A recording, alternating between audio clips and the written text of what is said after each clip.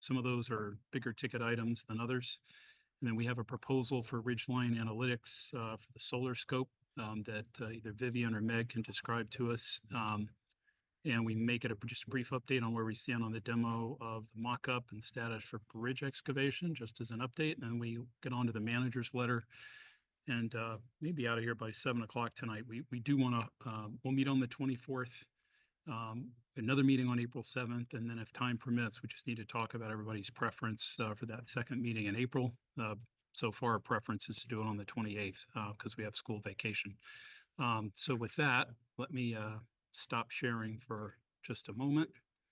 Let me see who we have in attendees. So we have WinCam and we have Neil Foley. Hi, Neil. Can you just raise your hand if you have any public comment tonight? So seeing none, why don't we kick it off with the update? Is that going to be you, Andy? Yes. Okay. Can you guys see my screen yet? Yep. Okay. All right, let's get started. So for February update, the brickwork was substantially completed at the north side, the south side, and also, they're wrapping up, clearing the staging on the east side as well. So we have a very minor detailing work to do, but it's just like putting a couple brick back from removing the top and the scaffolding, so that we're almost, I would say about 99% done with the brickwork. Interior framing, installation, and sheetrock, that is also completed throughout the building. We have very, very minor at the cafeteria work. That's still, I would say a little bit work there, but we're getting very close to substantially complete on the sheetrock. The corridor wall tile, the second floor, and the third floor is completed. Second floor, I would say about 99% completed as well. There's still like some cleaning, some touching up to do. Also, classroom casework, third floor is completed. Inside the classroom, the casework is completed. They're still working on the cubby in the hallway on the third floor. Second floor, they continue to work on that. Made a lot of progress on the second floor on the casework. As I mentioned, the cubby and the cabinet on the exterior corridor, that's still ongoing. They just started that at the end of February. MVP rough, that's completed throughout the building. The last section of the first floor, it's completed for B and C. Still working on the mechanical room and also the cafeteria, a little bit left there. Window and curtain wall, the north side, that's completed. We still have curtain wall in the gym that's coming this week, so they will start that this week at the gym for the curtain wall. Skylights at the gymnasium and the lobby, those are completed. The electrical inspection of the switchgear, that is also completed in February. The next MSBA site visit will be this Thursday, March 13th. Activity for March, I know I mentioned back in February that Eversource was supposed to be completed back in February. They did come out in February. They did a little bit of work and then they disappear. They were pulled to emergency work. So they tried to come back on Saturday, but it's too windy, so nothing happened. So I called them today. They said they'll be there tomorrow, but crossing my finger. So that hopefully they'll be here tomorrow. It's a nice day. So HVAC system startup, still waiting for that permanent power from Eversource. Griffin is ready to power up, but they're just waiting for Eversource. Pedestrian bridge foundation, we're looking to finish that in March. They did started the work. They start digging on both sides, and they put the they also put the stone and they compacted that. So work is ongoing. Next, they're going to be putting together the foundation, pour the concrete, but we're hoping to get the foundation work completed this month in March. Complete MEP inspection throughout the building. We're targeting that to happen in March. Also, curtain wall, as I mentioned at the gym, they're going to start that this week, so hopefully to be done by the end of this month. Sprinkler work, we're targeting to finish that. Ceiling grid on the second floor. They're looking to start the solar PV work at the canopy. Between this week and next week, they're going to start that work.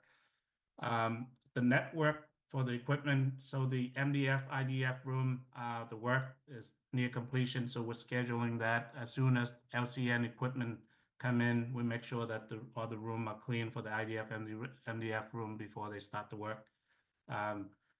In April, we're looking to finish all the window.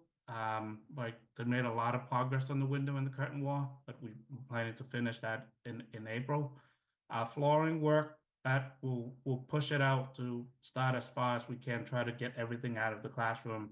But a lot of the classroom on the third floor are ready to start, but the schedule have it to start in April. Balancing testing and inspection for the elevator, that's also going to start back in April, probably mid-April for the elevator to come back and finish the work. So the site work, that's also happening in April, finishing the sidewalk, the flagpole, and any exterior work. We're targeting to finish that in April, and also finish the rest of the site paving in April as well. So here's some progress. As you can see, looking at the south elevation, a lot of the masonry work completed. As you can see, they're doing window work already on the upper floor. And also on this picture, a lot of the masonry work has been completed. There are also window completed. More window work and curtain wall installed throughout the building as we speak. They're still the mason is still removing and cleaning the topping that they just removed. And that's happening. I think they will be done this week with the cleanup. Roof edge here. The roofer has started that work. With the nice weather, they're gonna try to finish that throughout the building, hoping between this month and April. They already start painting in the gymnasium ceiling. I think they finished that last week with the second coat. The cubby and the cabinet on the third floor, they already begun that.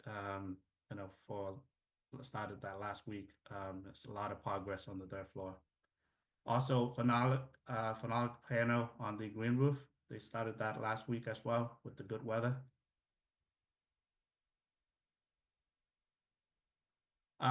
The wall tile on the third floor is completed. This is a picture of the second floor. They made a lot of progress on the hallway. Also, you can see a lot of ceiling grid has been installed in the hallway. We just need the finishes before they white out that. I think that's scheduled for toward the end of this month in April to white out the ceiling. More picture of ceiling grid being installed on the third floor and second floor. Here's the picture of the IDF MDF room. It's near completion. The floor, it's actually completed. This is just the protection. Here's a picture of the main electrical room. The panel work is still ongoing. Here's a picture of the sprinkler room. Plumbing work is still ongoing. Same thing with fire protection. As I mentioned earlier, cafeteria, we still have a little bit of the drywall. There's some work in here that needs to be done, but there's a lot of activity going on in the cafeteria. Any question before I go into the budget? I got a couple, but let's see if others on the committee have. If anybody does, raise your hand. Not seeing any yet. Andy, I have a couple for you. What's the status of masonry cleaning with the Vanatrol? Some of those photos you showed, it looks like that brick just hasn't been cleaned yet. Have they cleaned some areas? No, they have not. They're planning to finish the entire brick throughout, and so they just mobilize and try to do that within like 2 or 3 days of the work. Yeah. Yeah, Okay. that's still I believe that's going to happen toward the end of this month or April. I did Okay. ask about that. Yes. I could speak Okay. to it briefly. Chris, they are planning on mobilizing at the end of this week and beginning cleaning probably Tuesday of next week. So from what I'm hearing, that's a process that's going to take roughly 2 weeks, maybe just inside of it. Okay.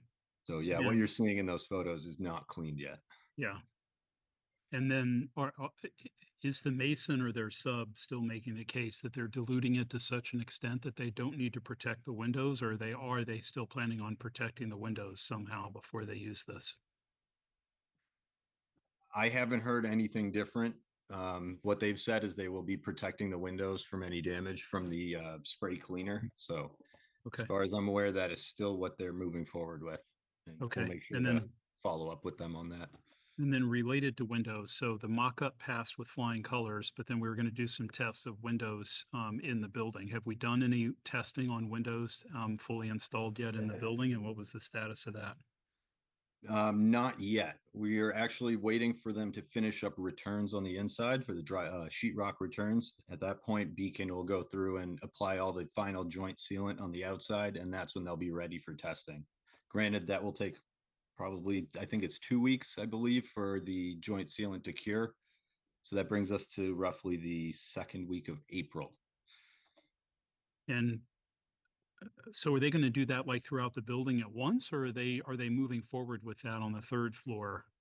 Actually, I retract that because they're moving sort of in a circular direction around the building. In other words, the first window that would be available for test is in April, regardless of where it is on the building. Is that what you're saying? So there's a number of different styles of window that we would like to test. Yeah. They will all be ready for testing by the second week of April. Okay. And then have you guys, has the Jacobs architectural commissioning agent been seen on site? Gotten much out of them? No, but So I they just- believe Andy, I believe I heard they plan on coming out shortly. So they have two different teams. So the MEP will be coming this month, and then we asked them to the envelope will be coming in April to witness the window testing and do another checkup on the exterior in April. Okay. And then my last question, I see Lisa has her hand raised. Andy, can you go back to your slide 8 for a second? Chris Sharkey may feel this question coming and he's going to duck. That image on the right, this is where our fabric blades are going in, right? So, and Yes, sir. I think I see grid going in. So my understanding is we were going to paint all that stuff flat black before we started putting in the grid and the fabric panels. Yep. Am I missing something? Yes and no. So, um, so the felt panels have a topper to them, right? And so in some of the cases, there's a bit of a arch at the top on some of these that don't have it. And so we would paint, or the proposed solution right now is to paint generally in that spot where you can see up, and then along the sides to potentially put a little piece depending on what is visible. And so really when you're looking there, you shouldn't be able to see up and through. And if you do, we'll work with Brait to kind of figure that all out. So it's been Would it a not few be conversations Yeah, I on mean, that. I just thought we were gonna just paint everything flat black before we even got started, because that seems like the simplest way to go, rather than Yep. realize Yep. later, oops, we can see something, we have to fix it. Is Ye- that still, is that still Yeah. doable in some areas? It seems like the simplest way to It go. is. I mean, I think we had talked to them about that, to do that. They kind of had come back a little bit with kind of that description I just told you. But I think, we can talk to them again about just spraying it all. And I think Just that's so long as they understand, the owner's expectation is none of this is visible. correct. They know This- that. Okay, Yep, they know that. And that they'll do whatever we need to do to do that. yeah. All right, thanks. Lisa has a question. Lisa, I think, yeah, there you go. Yep, thanks. Appreciate it, Chris. Couple of things. I know last month I asked about the elevators to see what was going on there as far as accessibility. See if they made sure that they got these ones with the speakers, so they announce each floor as well as the braille. And Meg, I know we're getting close to sort of the end of the completion of this project, hopefully, right? I'm hoping prior to that, prior to the June deadline, we connect out with WPF, a WTF group, okay? Maybe do an evaluation of the school to make sure it's all ADA compliant. If that's okay. I think the DAC would like that. Can we somehow look into this? Yeah, we can talk about it. Tomorrow we have a weekly sort of staff meeting, so we can talk about that. Okay, because I think I'd like to have them make sure we go out and get this whole place done and evaluated prior to completion to make sure it's all ADA compliant. Because I don't want anything to happen that we're gonna get, we find out afterwards that it wasn't exactly perfect, you know how they are so particular.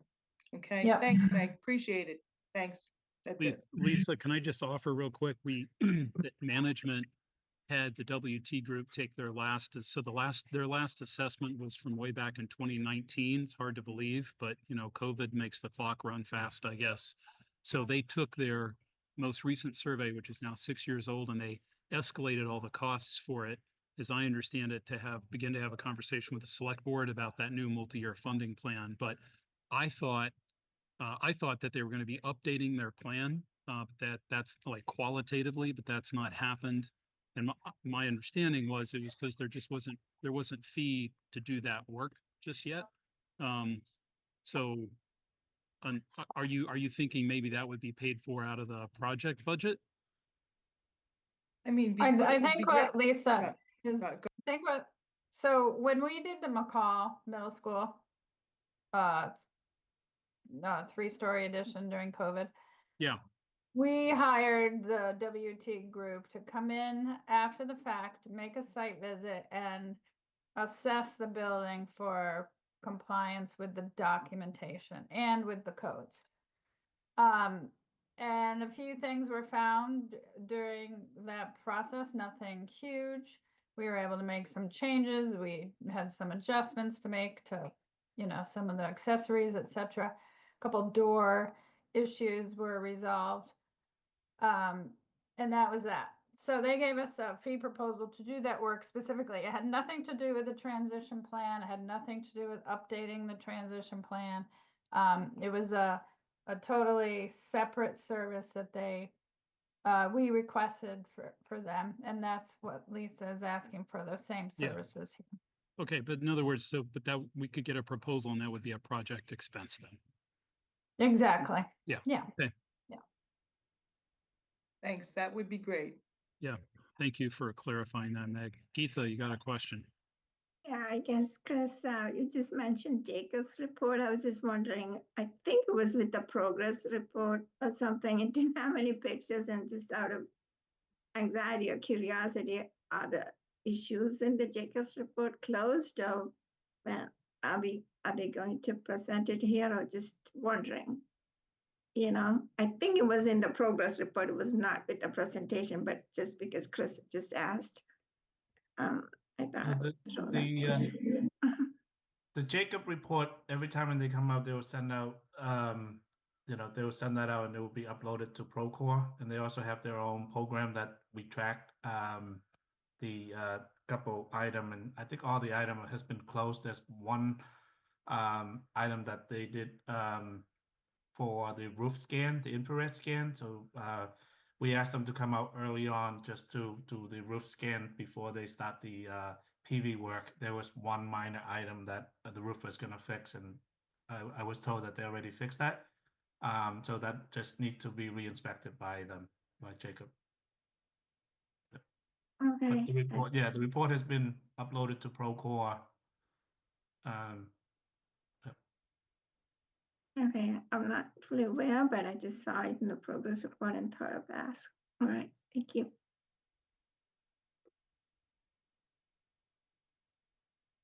Chris, I think you're on mute. Sorry, I was just gonna ask you if there's no other questions, we can get on to the budget update. Thanks. Okay, so I updated the progress. Again, one current issue that we have right now is the Eversource, so hopefully they'll show up tomorrow. Where we are right now, with the contingency, we have $5.9 million left on construction contingency. Soft Andy, cost, excuse me, can you make that a little bigger? of course. How about that? Bigger? All right. Construction contingency, we still have here, $5.9 million left. And then soft cost contingency, we still have about 126,000 left.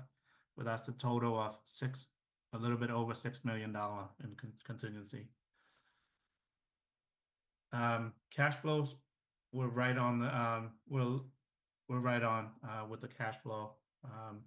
So there'll be, a little bit more, as we, now that the spring work and more finishes, they'll try to bring more subs on, like, the flooring guy. So there's going to be a lot of activity this spring, especially try to finish the project up.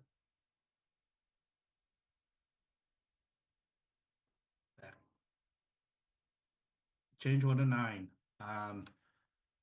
So we have some PCO. I'm just gonna go through them. So PCO 2 R2. This has been out there for a while. We've been going back and forth, try to get the backup from the subcontractor, the site work. So PCO R2. This is for the amount of $155,484.57. After the bidding, the design team became aware of the requirement to provide the riprap, the scour protection for any disturbed soil because of the excavation of the bridge foundation. So Concom had issue with the riprap, and the design team found an alternative solution that satisfied Concom and the scour requirement. The subcontractor proposed using a different means and method. They to install the bridge foundation, they used the sheet piling, and backfilling the after the sheet piling, the backfill that using 1.5 inch gravel to backfill. So the material, to backfill, to do the sheet piling, it's about $112,765, and the material for backfilling, it's another $32,412. So that get us to a total of $155,484.57. So this method reduced the bank disturbance and the over excavation and the need for any additional material for the bank stabilization, while it's also removed any need for consideration of the water work. And this method has been approved by Concom. And so the cost for that is $155,484.57. This is probably one of our biggest PCO that we have. Next PCO is PCO 37R2. Andy, can you hold on just since this is a big one? I know Mark had his hand up. You mind taking a question on this just before we plow ahead? Mark, did you have a question on this one? Yeah, I thought I heard you say means and methods. Was this directed by the design team or by the civil engineer, or was this taken upon by the contractor as a as just their approach to the project different from what the design team had documented? So, Chris Shapley, please chime in if you can, but, so this method was discovered after the bidding that, the Concom require a different method in for the foundation work, for the bridge. So this is an additional, this was not in the spec originally. Yeah, and I think just to expand on that a little bit, we never kind of dictated the means and methods, right? But there was language in there and kind of some scope for in-water work and some dewatering and things like that, right? For those foundations. And so by doing the piles, you remove any water work and any disturbance within the stream bed, or really keeping a minimal disturbance along the bank. And so that's kind of why they went with this, because the slope stabilization and all of that kind of material also increased. I guess more like the cost and like the material when we didn't go with riprap. So did they offer credit for all the things they didn't have to do to offset the sheet piling that they did do? It kind of, I don't know if it was a real credit like that, but it was because I think there was added a little bit of an added scope that would have needed to happen.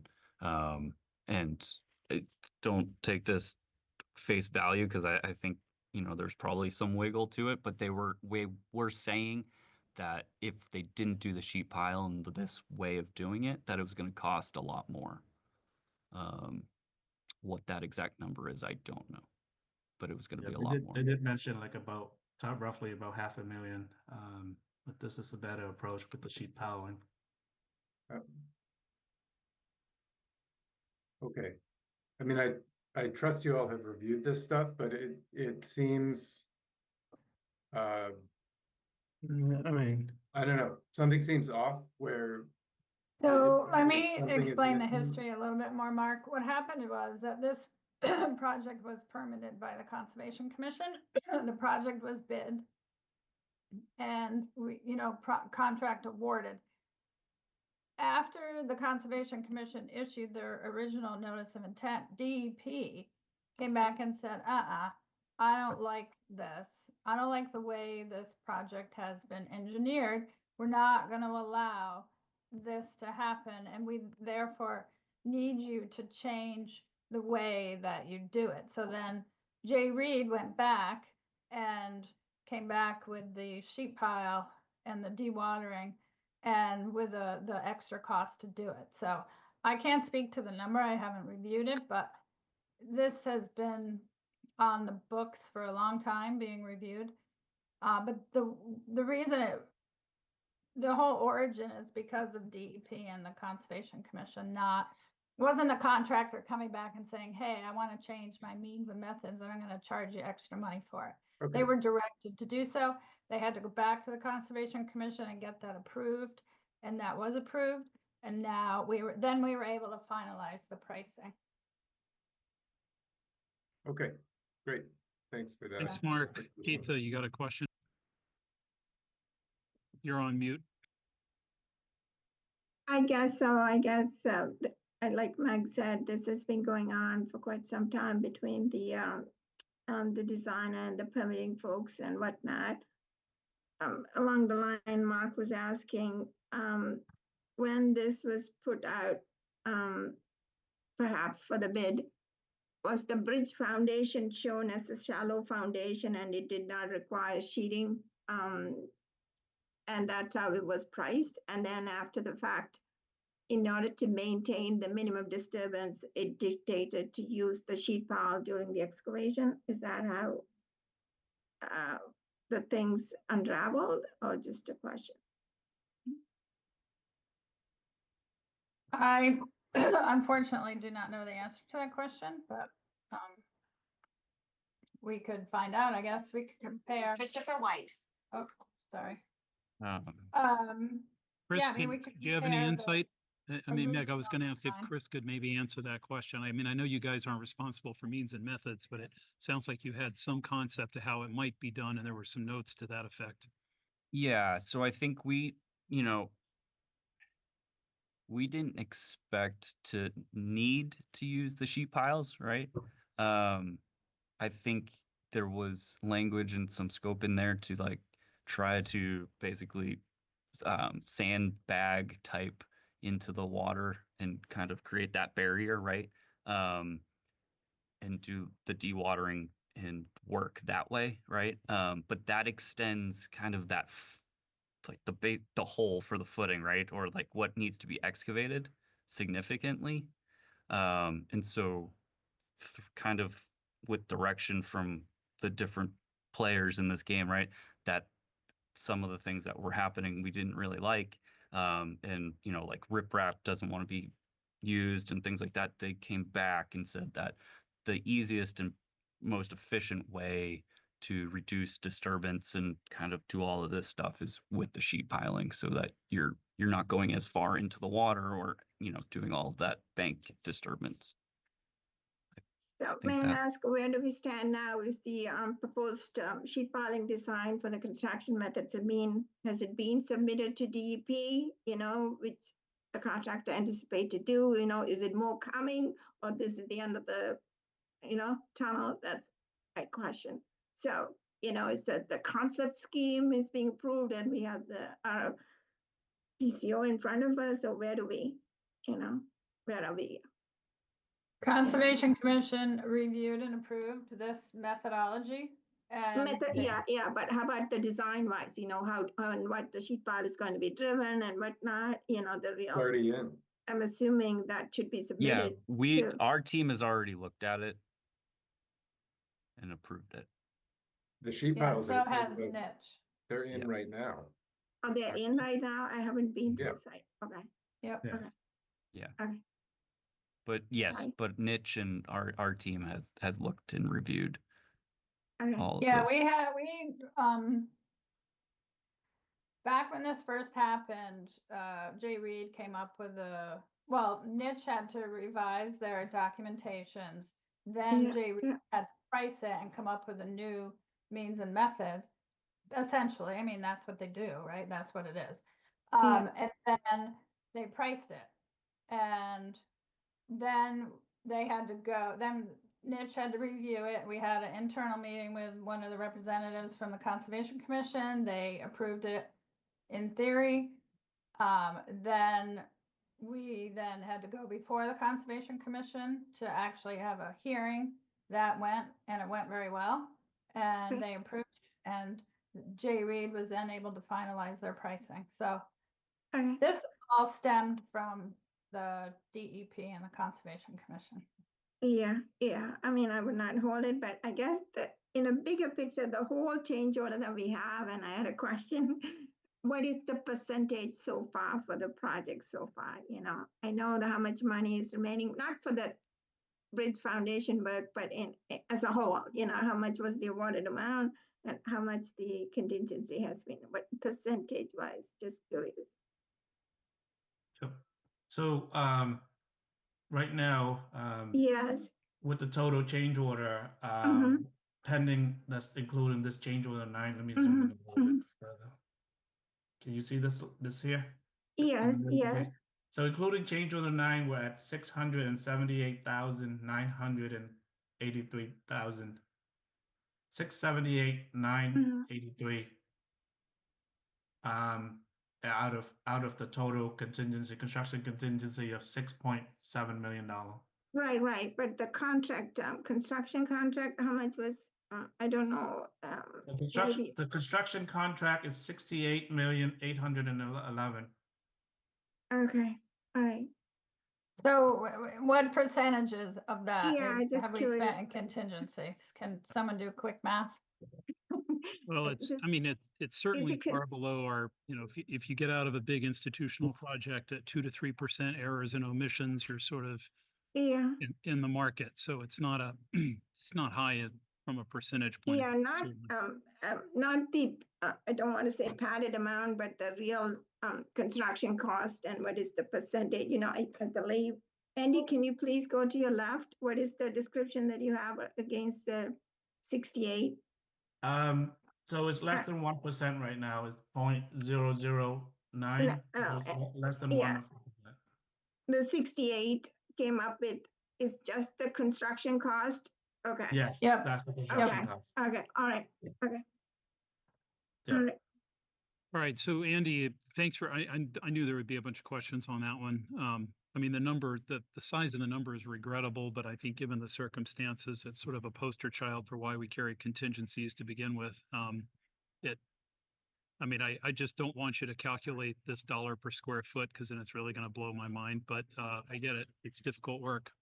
You want to plow ahead then with 37 R2 and we'll see if we can let you get to the finish line on the rest of them. Okay, all right. So PCO 37R2 is the roof to wall detail per RFI 169, and it's for the additional of $44,432.83. So the EPDM roof to phenolic wall transition needed a change in the type of insulation in order to continue with the EPDM build-up vertical on the wall with a roofing manufacturer approved build-up. So additionally, continuous 2x wood blocking was required to be added to support the top of the cover board and the through wall flashing and roof termination detail. So this is an added cost. There was, I believe this is an omission. PCO 54 for the door hardware changes. This is also another design omission. The door frame for the media center and the IDF room needed to be replaced in order to accommodate the hardware type changes made during the construction to work with the security specified card reader. So we need to add it to add this for another $2,186.03. PCO 55R1, this is for the plinth per RFI 175. This is at the gym where at the oval concrete, the design team call it the plinth support. This is for the angle steel on the west side of the gym were redefined during the course of construction, requiring some additional rebar in the formwork. So this is also another coordination and detailing that we're missing that we needed to make the adjustment. So this is for additional of $4,773.26.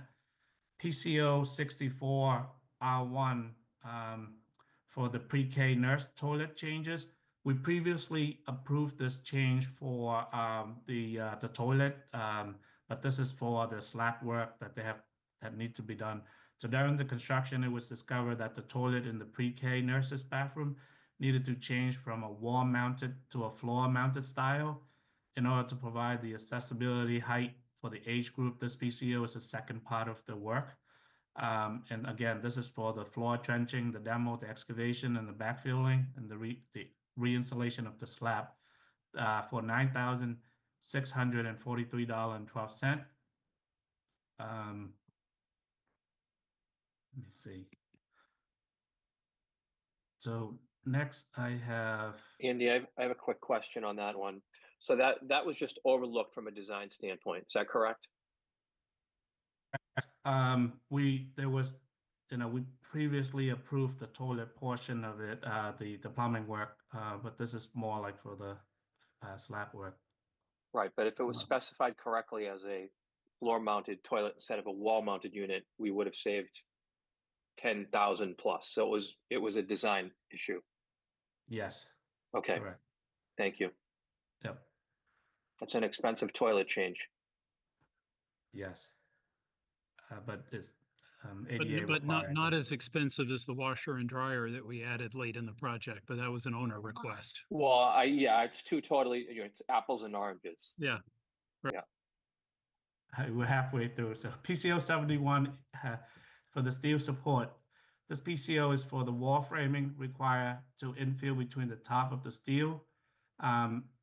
This was added previously in PCO 71 that was approved, and the underside for the hollow metal frame 14 and 15.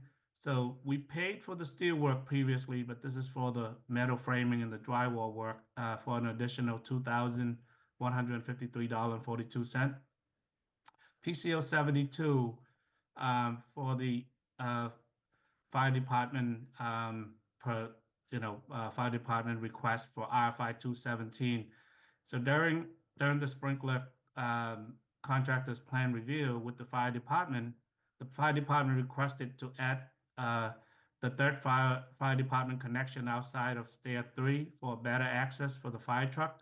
So this was added per fire department for an additional $10,137.97. PCO 73R1, moving the exterior beacon per RFI 258. So the work, I know we previously approved the with the panel that the fire department asked, but this is for to move the exterior beacon.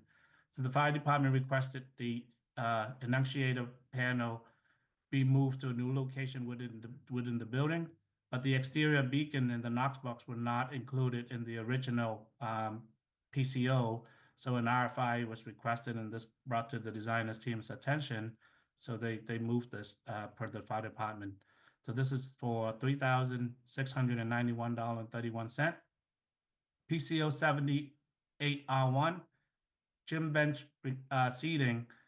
So the school requested to remove the built-in millwork bench seating along the east wall of the gym from the project. The wall pads were added in place of the removal of the benches, resulting in net add. We couldn't. This was discovered, so we couldn't get a big credit. We got like very minor because they couldn't, make this. We didn't discover this early on, so. This is an add of $3,083.41. PCO 79, adding blocking at CMU per RFI 172 for $3,809.87. This is for additional wood blocking. This is required to be added to the storefront opening in the gym CMU wall in order to adequately support the frame per manufacturer requirement. Also, this is another miss. PCO 82, skylight blocking per RFI 283 for $10,150.73.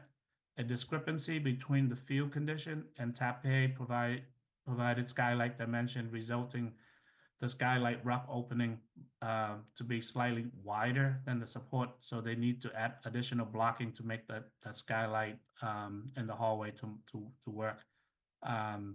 So additional blocking was required to be added to provide adequate support, and the roof membrane was required to be peeled back and rewrapped around the new blocking for additional of $10,150.73.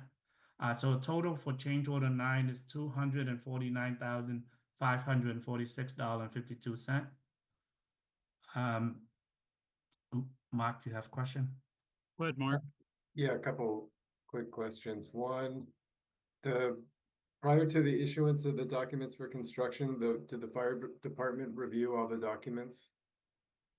So again, this happened like during the bidding. So we get comment back after we get the bid from Brait. So this is additional. It was never made it to the 100% document. Okay, and just for future projects, was it because the documents were provided to the fire department too late? Or because the fire department didn't get back to the team before the Good bid? questions. Yeah, so Mark, I can tell you that we had reached out and talked to them earlier, and had them review earlier in design as well. Okay, So, I mean, things always come up, but it's good for us because we want to get it right, but there's an opportunity in the document review process to get it right before things go out to bid, and it's always a little cheaper to get it in the project before construction rather than during construction. So good. There was all of us. a change in leadership at the fire department during this project, And I think that probably had something to do, but this is a problem that we have all the time, is that the. Yeah, fire Meg, this department- happens all on every project. This Every is- project. They So- come back late and it costs us a lot of extra money, no question Yeah. about it. You know, that sentiment should be relayed clearly to our fire department. We want to work with them to get what they want, and the sooner we get it what they want, the less money it costs all of us. So, second question was, I noticed a bunch of these. There's sort of leading, trailing PCOs. So the door hardware changes is in addition to another PCO. The toilet change, plumbing, and slab work is in addition to another PCO. The steel support for knee wall framing is in addition to another PCO. Is there a deadline being set for subcontractors to deliver their PCOs so that we can see the total cost of a particular change as one thing rather than as two or potentially more things? So yeah, that's a good question. We do have deadline for them. We review them every week at the OOC meeting, and a lot of them they couldn't get the price in time. So we want to get, like, for example, the plumbing work. If we sit around for the whole entire PCO, then it's going to delay us. So we want to get at least the plumbing for the toilet work to be done ahead of time. Yes, I agree. We want to get them as much as we can, but you know, every week we review them, we push them, we try very hard, and sometimes, you know, this some stuff is we have to release the material, so that's why we brought on the first part. I apologize for that. Also, Mark, you brought up a good point about the fire department reviewing. We also have, you know, like some of those that you know, were not discovered until like we have walkthrough with fire department or the building inspector. Like last week, we had a walkthrough. They asked us to add a few more exit sign. Very you know, common. Yep. so It's just that's an coming. extra fire department connection is a very different thing than two exit signs. So that's all I'm saying. We should anticipate exit signs and stuff. The FDC is a little bit of a surprise. I know Brendan has a question. Brendan, just if I can have a quick follow-up though on Mark's point. So for the FDC, is there actually a follow-on cost for that, like masonry work or phenolic panel or the surrounding material where this third connection is actually being provided, or is this an all-in cost? I believe this is it. I haven't heard any third cost to it or any additional. Chris Shockey, are you aware of anything? No, I'm not aware of anything else. Yeah, I haven't heard mean, anything. Chris, for example, like the one for the plumbing, like a couple months ago when I presented, I did mention that this is just the plumbing portion of it. You know, but for the fire department connection, I wasn't aware of anything additional. Yeah. All right. Thanks, Brendan. You had a question. Yep. Thanks, Chris. I just wanted to expand a little bit on Mark's point regarding the fire department.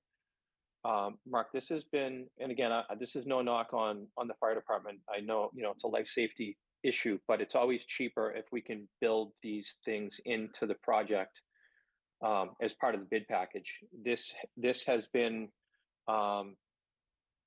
it's a common theme, you know, high school, middle school, VO. I know I was off the committee for a short period of time, and I don't really think there were any major projects other than the design component. But to your point, it has been a common theme in previous projects. Again, no knock on the fire department, but again, we're much better off if it's built into the 100% CDs. Also, to expand on the comment regarding the changes in multiple components to a change, I think one of the things where we should be looking at a list of exposure meeting by meeting to understand what is out there. And I would also just make the point that if you have a change that involves multiple subcontractors, and in this case, we approved the plumbing, whatever, last week, 2 weeks, 3 weeks, 4 weeks, 5 weeks ago, we know the other work has to happen, and it affords these subcontractors an opportunity to potentially not give us the competitive pricing that we would expect and I guess demand, right? So at that point, the horse is out of out of the barn, and it's difficult to unwind it. I know that we do a very good job and have in the past of vetting changes and really reviewing them in detail, but it's much better for us if we understand the entire change and the cost of it before it gets approved, or before a portion of it gets approved. So those just a couple thoughts. Yeah, we totally agree with you, Brendan. We do push a lot for it to be complete. I mean, there's only like 2 or 3 so far that's like this. And so far, like this project, I mean, all the subs has been very fair on their price. We do review them, we do vet them out very carefully before we present to this committee. For example, we mentioned that we'll bring the site signage to this committee tonight, but they just submitted to us last Friday, so we want to have time to review and vet them out before we present it to you guys.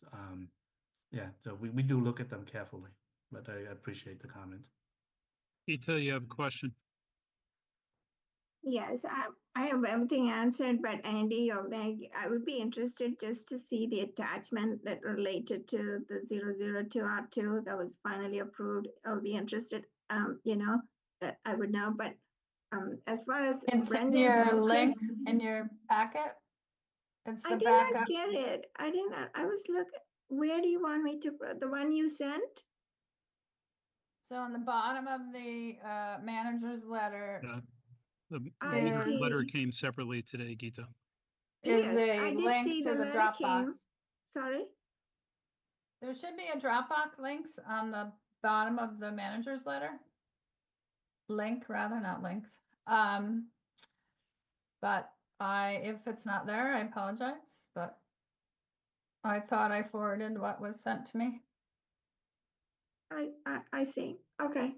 Did others were talking, but as far as Brendan question, Chris, is it correct that early on in this project, as far as the PCOs, the core meeting would initially look at it, and then once the core group would vet, and then it will come to the meeting, to the EFPBC meeting? Is that the kind of decision was made? I guess. Anyway, I was just.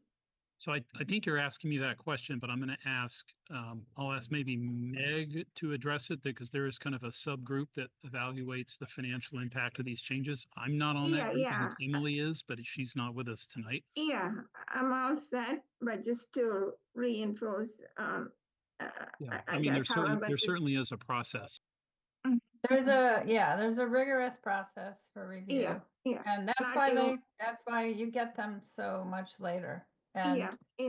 I agree. Okay, I would take a look at the link. If I don't see it, I would just read back to you, Meg. Okay, all right. But I have all the questions answered. I'm not holding anything. Okay. Okay. So Andy, was that, I think you had a slide or 2 left, did you not?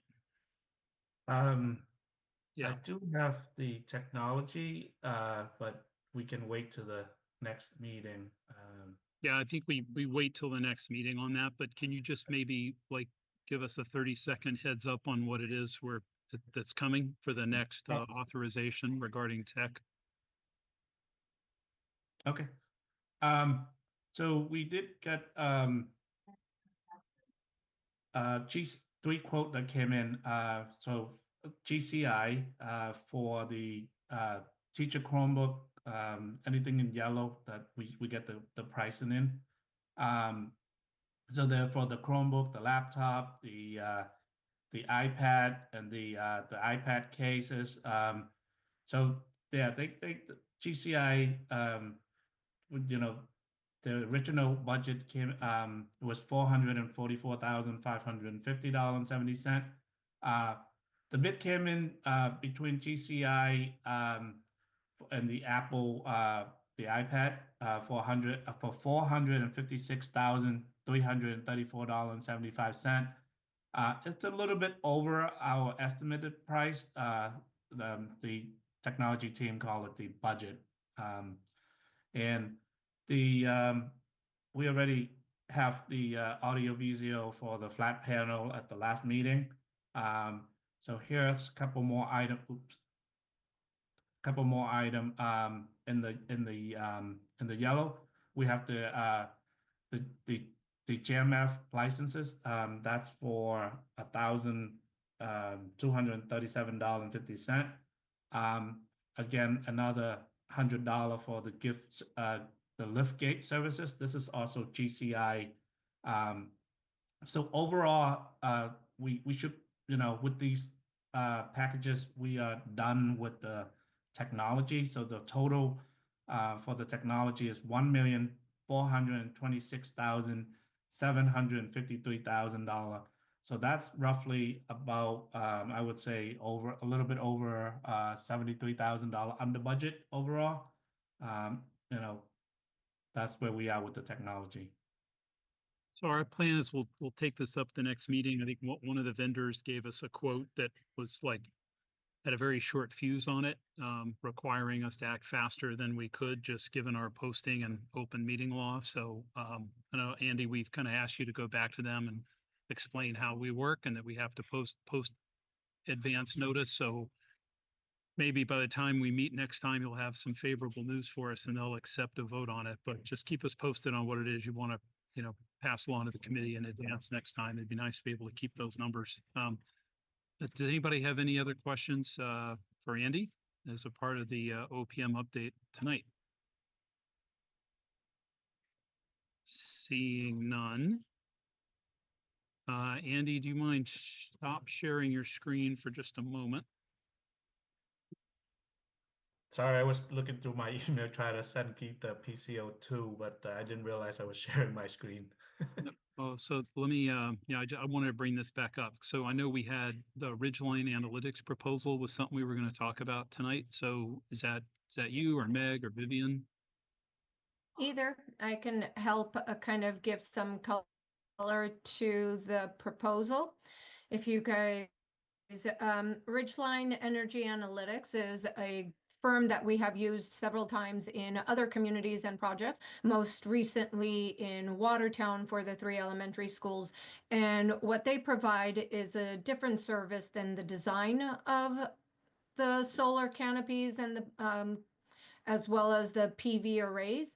They provide solar PV inspectional services. So many communities, this is a very new entity for them, being in the arena for the inspectional services to actually inspect the solar PVs, and it's not in their wheelhouse or their strength. So we've brought in Ridgeline Energy Analytics that provides ongoing guidance and review of the new solar photovoltaic installation, as well as they conduct design reviews on site and evaluations during construction through in-person visits.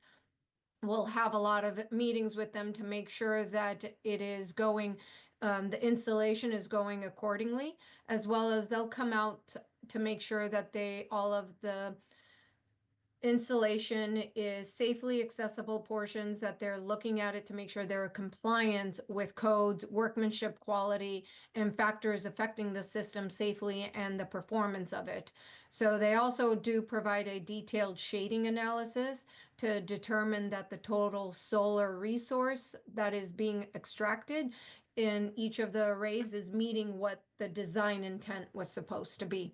So with that, we thought that it would be beneficial for this project to include them and have them do the inspection. And their final report also is provided to the town inspectional services as part of the closeout and making sure that the project is signed off.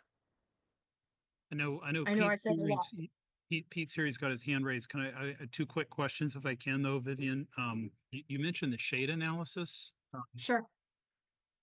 Can you help me understand why Just, would that it's be more, why would that be necessary given we already did one through design? no, you guys already did one. It's not design related. They just want to make sure that what is being installed is per the design. But okay, but were you saying they're doing a shade analysis of an existing of the built environment? I thought I heard you They're say shade providing a analysis. detailed, I just wasn't clear on what that is or how that would work. Maybe Colleen knows, but I was I was just surprised by that piece. What is their actual deliverable? Do they produce like weekly field reports? How often would they be on site and so forth? Not necessarily on a weekly basis, but as the project progresses, if they do need to be, they will. It's a lot of times it's more of a progress, and yes, they do come on site, they do provide a report, and that report will also be needed to upload into the utility portal to make sure that all of the solar connectivity afterwards is done appropriately. Okay. Colleen, I see you've got your hand up too. Hey, Pete jumped you, though. So Pete, you're on mute. You got a question? Yep. Yeah. So what I'm looking for out of this is this will be the first array, and it's a huge array that we will end up Right. owning. So Mhm. my goal is to have some sort of a package for pricing for a yearly or a 5-year maintenance program and repair spec. Does Ridgeline do something like that? Can we expect something like that from the installer? Or can Ridgeline give us a specification that could be bid annually or procured? I have to get back to you, Pete, on that one because I'm not sure if they do the aftercare kind of after the project has finalized and the town owns the solars. If there is the maintenance portion, I'm sure they have something like that, but I have not utilized them in that capacity, and I would like to double check before I respond. Thank you. And even You're if they welcome. don't, but even if they don't provide it, Vivian, I mean, the maintenance, but if, to Pete's point, I wonder if they have any experience in helping owners draft those long-term maintenance and service contracts. You could help us. Yeah, I could help Pete ask. go out and find that. Colleen, you had a question. Yeah, super quick question. So for the commissioning for LEED, we have to commission the solar array as well. And so it sounds like there's some overlap in scope there. And I'm just wondering if there might be some savings realized if that A entity. lot of, Go ahead. and we had a similar situation in Watertown where we had a commissioning agent and we had them, and there isn't that much overlap as you would think, but Okay. the Ridgeline Analytics report was also used to help with the internal, the town inspectional services to sign off on the project as well. It's kind of like your eyes and ears, since the inspectional services don't really have that much expertise in Yeah. knowing what to review on the solar canopies, if it's done accordingly and if it's done properly. And they're relying more on Ridgeline Energy Analytics to provide that guidance and direction. And then just one other comment about the shading. The only thing I can think of that would be different than the design analysis is maybe some of the equipment on the roof.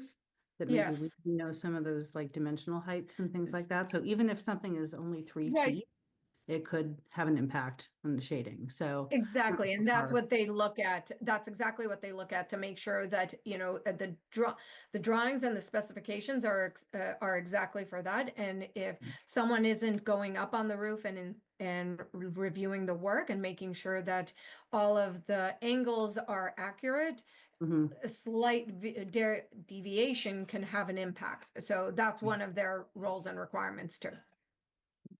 Thanks for being. Yeah, Mark, you had a question? Yeah, so whether or not Pete wants to actually have this training available to his staff, I'm assuming that the specifications require that there is operations and maintenance training included as part of the bid docs. So even if, Pete, you want to have, a maintenance contract where an outside vendor is doing the work, there should be training for your staff to also learn how to maintain the solar panels, whether or not they have time to do it. Is another thing. Yeah, I took it more that Pete was looking for a maintenance contract if after the fact to help with it, and that I'll go back to Ridgeline Energy. I'm just not positive at the moment if they offer that. We haven't used them in that capacity. Pete, did you have something else you wanted to say? No, just my expectation from our in-house people is we're going to be able to monitor and see if there's something going on beyond us. But it's such a specialty. We plan on doing a soup to nuts, just like our PPAs right now, where we don't touch it. That's my expectation, we monitor what we call and something comes out on their periodic maintenances. type So of- Pete, can I, on our PPAs, I mean, are those through, like at VO, is that through Select? I can't remember. Well, I mean, they're originally installed by somebody, but they get sold off. And Yeah. like right now, the high school is Aspen. I think that was Select before, but so it's been So- bought a couple of times. So basically, like when they sell off, even if Select does the installation, if they sell that off in their investment portfolio, they're also selling off the maintenance on it, right? Like that, that just does not fall on us at all, does it? Nope, no, we don't do anything right now. I'm battling because what happens in these long-term PPAs is nobody thinks about the town's insurance requirements. So all of a sudden we have a vendor, a contractor that's contracted with Aspen, who's coming out to do the maintenance to it, and we tell them you can't come on site until you have the insurances, and then they're, well, we didn't price that, blah blah blah. So it becomes this long chain of different people over 20 years that Yeah. you know who's coming next year. Yeah, That's a Okay. PPA, anyways. got it. Meg, did you have anything in particular you wanted to add on the Ridgeline proposal? We good? Can I ask a quick question? All good. Separate from the question, what's the decision by the town Where's to, Kita? on the top of the roof to install after the roof warranty period, or just curious? What was the final decision by the town? I'm sorry. I'm sorry, I didn't quite hear your question. Okay, okay. It could be my reception froze up. Right. I had a question, I guess Chris or Colleen might know, on top of the roof, what is the decision by the town to install it after the roof warranty period or install it right away, the solar panel? Oh, everything's going in. It's On in, because we're not Everything doing is the going. PPA. Remember, we got that extra funding from town meeting, so we basically funded, and it's somewhere on Andy's detailed budget sheet that he shows us every month. We have that extra line item for funding that came in for solar. Yeah, I so was the asking along Gita, the the line of the solar, roof warranty, that was that, not with the budget. the PVs are being installed as part of the project scope on the roof as we speak. So hence the reason why we're requesting to bring in Ridgeline Energy Analytics to do all of the inspections and making sure that it's being installed in accordance to the design. Okay. So So what are the it- issues that was pointed in the Jacobs report? Is that a concern? I don't know. Don't ask me. I don't know enough, but I just skimmed through the pages and they're picking some items on the roof. What is the role of, the one in the progress report is something at the tail end. There was a Jacobs report attached, and maybe if I'm skimming through, I saw some items related to roof, and is that? So that's the infrared scan that they own in their contract to do. We asked them to perform that before we start installing the solar, and they did saw one item that the roofer already fixed. So there was like a Okay. small leak that they already took care of that. Okay. All right. Okay. Thanks. All right, I think we're good on that. Let me pull up the agenda again. Thank you, Andy and Vivian. I think we already talked about, well, the mock-up coming down, the bridge excavation status. Andy actually had already hit that. I think what I'd like to do is let me move on to the manager's letter. And I am making no motions tonight on this because I'm actually running the meeting. So let me pull this up. I apologize for any background noise. It's starting to get interesting in the high school comments tonight. Let's see here. Although the loudest people are the parents, not the kids. Okay. Meg, you want to kind of go through this? Yes, so there's several payment authorizations. The first is Brait's monthly application for $3,625,625.42. Lero Hills invoice for $84,299.95. Tepe's invoice for $97,393.86. Triumph's monthly invoice for $29,850.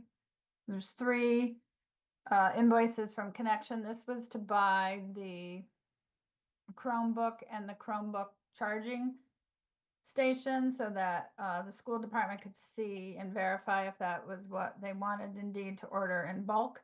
So there's 3 invoices there. One is for $31.50. The other is $1,325 and then $395. So those are all the spending authorizations, payment authorizations rather. And then that's the spending authorization, change order 9, that 249, 546, 52. So that loops right back to the number that Andy shared with us tonight. Yep. And talk about amendment 9 and 11. Amendment 9 is for $26,413. That's what Vivian just explained, to have the Through Hill. The amendment would be Through Hill to hire the solar consultant. So that's what amendment number 9 is. And then That's ridiculous. Sorry. and then TAP A amendment number 11 is for 2 items. Andy or Chris, do you want to break those down for everybody? So, TAPA's amendment 11 for $35,100. That's including the additional landscape services. I think we asked them to redesign some landscape work, and then there was like a cost in there for the lead submission, the application itself to the GBCI for the application, and also for Sephora to additional work for them to be on site at the end of when we reach the substantial completion, when they get the furniture in, for Sephora to be on site full time to receive furniture and inspect the furniture, making sure that, furniture being installed like at the correct height, and making sure all the furniture are installed correctly. So it's very beneficial to have them on site. And this is for $35,100. Chris, can I ask Chris Sharkey, who do you imagine is actually going to be on site during all the furnishings arriving and being sort of distributed? Or have you figured that out yet? It would be someone from Stafura. Okay. I don't know who from their team would be there, but it would be someone from their team. And then, But in other words, someone from them, not like one of your interior designers at Cafe proper. no, not Yeah, from us. got it. But we will, we'll be around for sure. So, if anything pops up, we'll be there. But it would be them. Okay. Andy and Chris, tomorrow, I think we need to look at your amendment, number 11, just because it looks to me like the number on there is different than 35,100. So I just want to verify that. So, well, we can do that. I was about to say the same. I'm sorry. So let me read the amount here. So Warner Lawson is for a lump sum of $15,600. Stafora, the FF&E consultant to be on site, is $19,500, and that's a total of $35,100. And then we have TAPE markup to 10% of those two, $3,510. And that GBCI application that I mentioned is a reimbursable cost for $6,418. So the total amount for the amendment 11 is $45,028. That's the correct amount. Yeah, so that differs. So, okay. So that when you vote that's the number.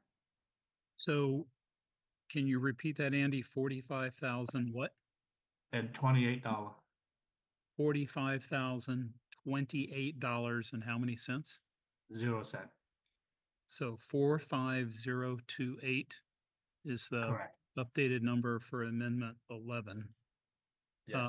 And I'm assuming those Warner Larson charges have been out for a while, right? Yes. I see Chris shaking his head. Yes. I mean, we some of us been out looking forward to that for a long time, and I think they've done a lot of work. So they're, I mean, I don't know when they actually sent the invoice, but the work was done a long time ago. So I'm very supportive of that. All right. So if there are no other questions, oh, and then we have actually this is the last one here on Meg's letter, $17,500. So that goes to the UMass Donahue Institute. You guys recall that their presentation to us in the school committee kind of wrapped up their work. They have volunteered to help with some written answers to some questions that came in from members of the select board. So I appreciate that, but it kind of wraps up their scope of work. So Meg, I see here $17,500. That's a spending authorization, right, for them? Correct. Yeah. No, it's a payment authorization. Or excuse me, thank you. I meant to say that and it came out completely wrong. Thank you. They did the work. Okay, if there are no other questions, does anybody here tonight want to make a motion on the manager's letter? Just remember amendment number 11, $45,028. I move we authorize the town manager to pay the invoices as outlined in her memo dated March 10th to the EFPBC. And also to pay the master plan invoice for $17,500. I'll second that. And is your motion also for amendment 11 under spending authorizations for 45,028? Yes, that would be correct. That would be correct. And Brendan seconds that motion. Correct. Now I know why Jay loves this so much. Time for a roll call vote. So I'm going to stop sharing this so I can see everybody. Which I still can't see everybody, but hold on. Okay, there we go. Now it's like the Brady Bunch. Okay, so Rich Rohan, Yes. Mark Scott, Aye. Colleen, Yes. Geetha, Yes. Don made the Yes. motion, so he's a Okay, yes. yeah. Hi, John. Hi, yes. Let's see, Brendan, Yes. Todd Kosterman, Aye. Lisa Matrandola, Yes. and Frank Hackett. Yes. Okay. Chair votes aye. All right, thank you all very much. Let me see what else we had. We're almost done. Oh, manager's letter, we already did that. Sorry, multitasking. I think we just wanted to touch base very quickly on next meeting dates. Yep, let me pull those up.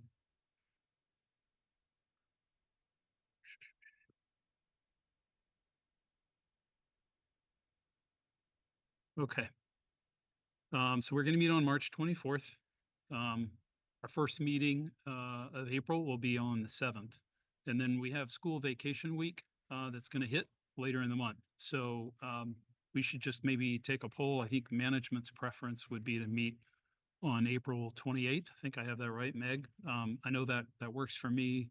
It works for Jay. I'm do good. folks- Do folks have a preference or are we okay with the 28th for our second meeting in April? That's fine. Okay. Yep. I appreciate everybody's flexibility. It does seem like we have, if not school vacation, we got a holiday or something. It kind of wrecks our first and third plan. So we'll plan on that for the 28th. There a deadline, Chris? Now we cannot have online meeting. Just curious. I don't know. There was one. Yeah. So I'm glad you asked about that. My understanding is that that an 25th of extension March for or something. yeah, I thought the extension for remote meetings did formally get voted into the funding authorization bill on Beacon Hill. I don't know, Okay. Meg, have you heard if that's been actually moved forward yet? It's tied to the state budget, so it's virtually guaranteed to pass. Okay. Okay. Chris, I believe it did pass because I serve on another committee at the state level, and we have not had in-person meetings yet. Okay. Continue to have remote meetings via Teams. Yeah, I think the previous extension was supposed to expire either on March 15th or March 31st or something like that. I think it's on March 31st. I apologize. I had to turn my camera off and switch to my cellular. My reception was going in and out, but I do believe it ends at the end of this month, being the 31st. So there's still time for it to be extended. Yeah, my understanding is it was formally voted to be attached to the funding bill. So Okay. just Mm. got to watch that. Yeah, I Hopefully it will stuck be. on the date Mary Ellen was sending. I think I saw it as March 25th. Okay. All Yeah. right. Okay. All right. Andy, right. thank you for looking for the link. I found it. Okay, thanks. Oh, good. You found the link from the manager. Yes. Yeah, good. I'm sorry, all your email was on the screen. All right. Well, if there's nothing else, I'm happy to accept a motion to I adjourn. move we adjourn. Okay. Second. Oh, sorry. Thank you, Lisa. All in favor? Aye. Aye. Nice. Good meeting. Have a good day, everybody. Yeah. Thanks, everybody. Okay, Appreciate it. Have a bye-bye. good Good night. Bye-bye. night. Thank you. Chris, I hope we recorded this thing.